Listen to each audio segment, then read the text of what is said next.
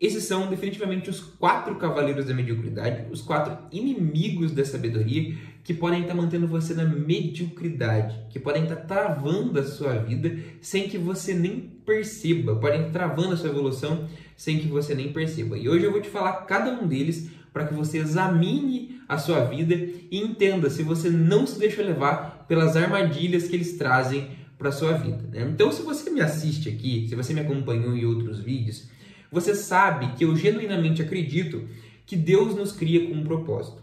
E esse propósito, ele vem acompanhado com uma série de habilidades que Deus nos dá para que a gente possa contribuir o máximo com a vida das outras pessoas. Então a gente tem um potencial de fazer coisas extraordinárias na vida. A gente tem um potencial de realmente nos destacarmos naquilo que a gente foi chamado para fazer. Mas quando você olha ao seu redor, você percebe que a maioria das pessoas não consegue atingir esse mais alto potencial, esse mais alto grau de excelência, né? E por quê? Porque elas se distraem. E eu quero que você ouça esse vídeo, que você assista esse vídeo com a seguinte frase na sua mente: o diabo, ele não precisa fazer você pecar, ele precisa te distrair, porque te distraindo, ele te leva para lugares obscuros, porque você fica frustrado, né? Qual é, então, o primeiro inimigo da sabedoria, o primeiro cavaleiro da mediocridade? É, de fato, com certeza, a preguiça. Por que a preguiça? A preguiça, para mim, é onde está sepultado os maiores talentos, é onde está sepultado as maiores ideias. E, para mim, a preguiça é a que gera mais desonra. Por que a preguiça é a que gera mais desonra? Porque o preguiçoso, ele sabe que ele é preguiçoso. O preguiçoso, ele sabe do potencial dele, ele sabe da capacidade física e intelectual que ele tem, e mesmo assim ele decide por viver uma vida medíocre porque ele é amante do descanso, porque ele não quer passar pela dor do crescimento e porque ele prefere viver o mínimo, né? Ele prefere viver o mínimo da vida.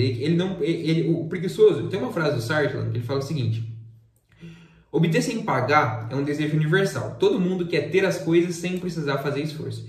Mas é um desejo dos corações fracos e dos cérebros enfermos. Então o preguiçoso, ele quer as coisas, ele deseja um carro melhor, ele deseja uma casa melhor, um emprego melhor, um relacionamento melhor, um corpo melhor, mas ele não quer se sacrificar para conquistar isso, ele não quer se doar e sacrificar o agora para viver o futuro.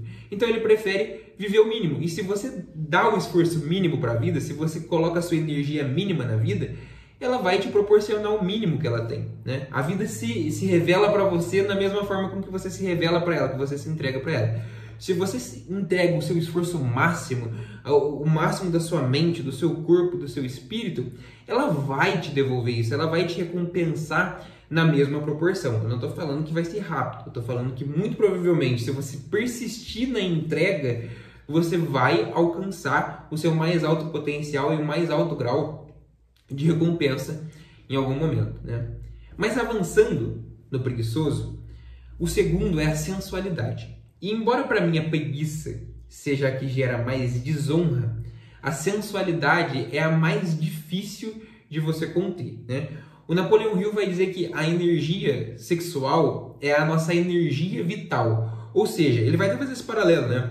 As pessoas que mais têm sucesso, os homens de maior sucesso, são aqueles que conseguem canalizar essa energia vital para aquilo que é realmente importante, né?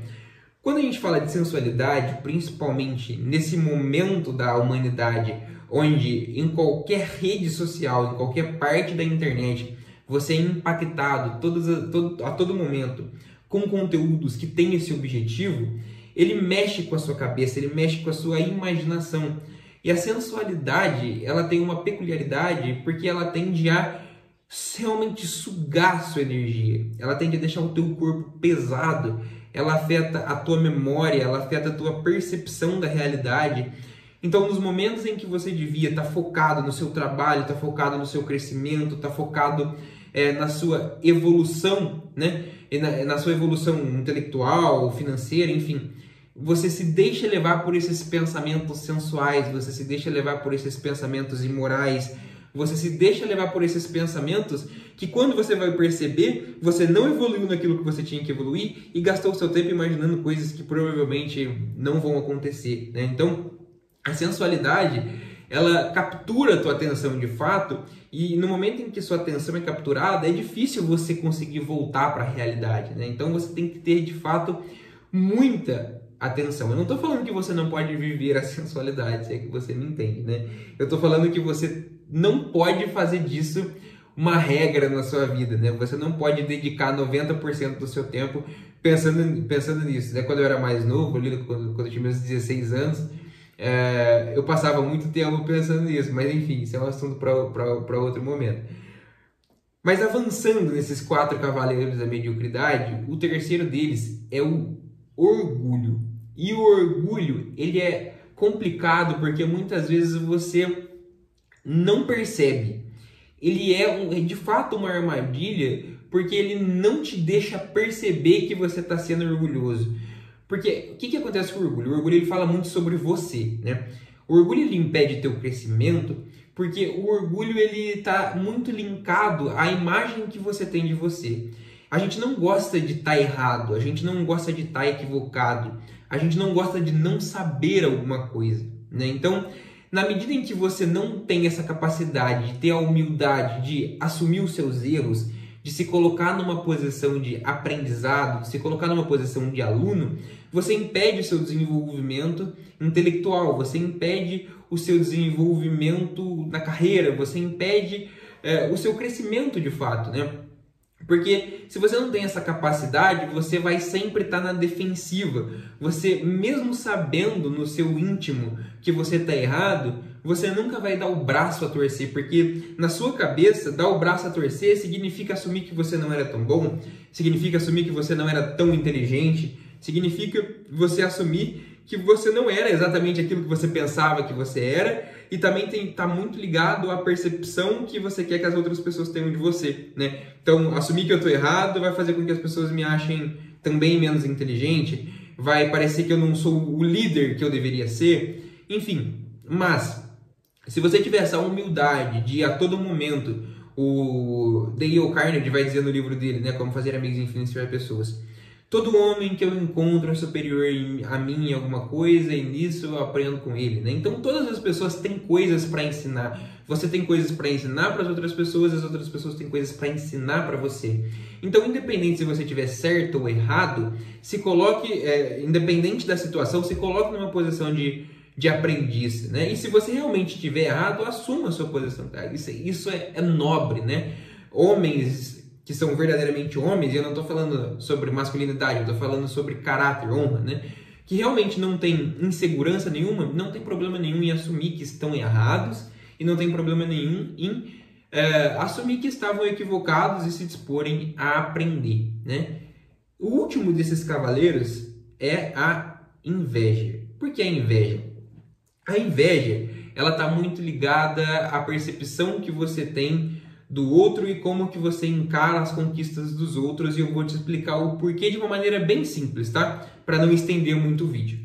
Quando você olha o outro e você tem inveja, você entende aquilo que ele conquistou como negativo. E você não quer aquilo que é negativo para você. Primeiro, porque se você externaliza isso, ou mesmo para você, se você julga aquilo negativo, mas depois conquista, você vai se sentir hipócrita, e ninguém gosta de ser hipócrita. E segundo, uma vez que você não quer o que é negativo para você, você não vai se esforçar para conquistar, né? Então, vou usar um exemplo bem clichê aqui do brasileiro, né? Se você considera que a riqueza é uma coisa que só se conquista por meio da desonestidade, e quando alguém conquista algo, evolui, você fala, só conquistou isso porque roubou, porque com certeza coisa boa não fez, né?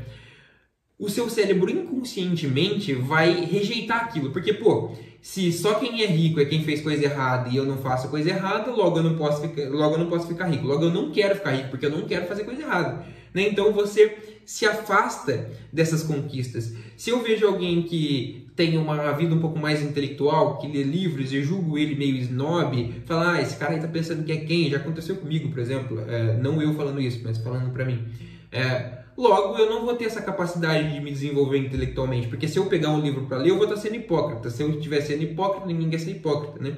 Aí a gente cai e volta lá na questão do orgulho. Então, esses 4 cavaleiros, de certo modo, eles vão se comunicando, eles vão se unindo, não necessariamente orgulhoso é preguiçoso, enfim, mas geralmente a inveja e o orgulho vão se comunicar muito, né? Então, esses são os 4 cavaleiros da sabedoria e os 4 cavaleiros da mediocridade, que com certeza vão levar você para o buraco. Eu não sei se consegui explicar muito bem a questão da inveja, por exemplo, né? Que você não quer aquilo que você rejeita. E se você mesmo por inveja rejeita aquilo, seu cérebro inconscientemente vai entender que aquilo é uma coisa negativa e não vai querer colocar energia naquilo, né? Então, esse foi o vídeo. Eu peço para você se inscrever aqui na minha newsletter, se inscrever no meu canal também, para me ajudar a continuar produzindo, para me ajudar a continuar evoluindo nessa jornada, beleza? Até o próximo vídeo. Eu vou deixar uma sugestão aqui para você continuar assistindo e até mais.